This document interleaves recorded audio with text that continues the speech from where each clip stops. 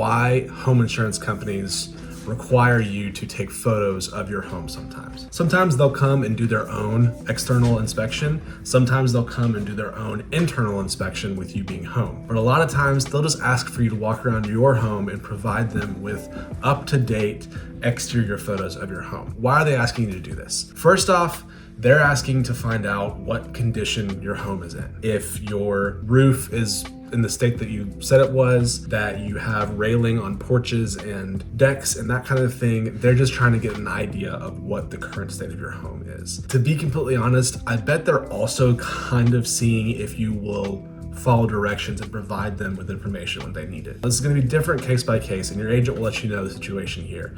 But a lot of times they're wanting at least all 4 sides of your home. So they're going to ask you to walk around your home, take those photos. If they're worried about the roof, they're going to want to be able to see photos where they can see the roof in its current state.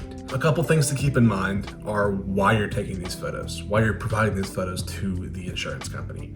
Now they're looking for railings on porches. They're looking to see if any soffits or gutters or that kind of thing are in a bad state. They're looking to make sure that things that are painted are currently painted and in a good shape. So just keep those things in mind and make sure that you're getting a photo of those things when you're taking the photos. Lastly, I just want to touch on a couple of clerical things when you're doing this. You will have the photos on your phone, most likely, unless you use a digital camera. Hopefully you can just upload them from your phone. However, if you do need to download them to your computer, it may make sense to go ahead and rename them with your last name or address, just to make sure they don't get lost. One other note that I want to make of is some modern iPhones take photos in a different format, an HEIC format, which could cause some issues when sent to the insurance company. So if you find a error code or that kind of thing, it may just be a file format thing that you need to change. So I hope all this makes sense. I hope it helps you when you're asked to take photos of your home. Read our article about kind of diving into some more issues here. Let us know if we can help, and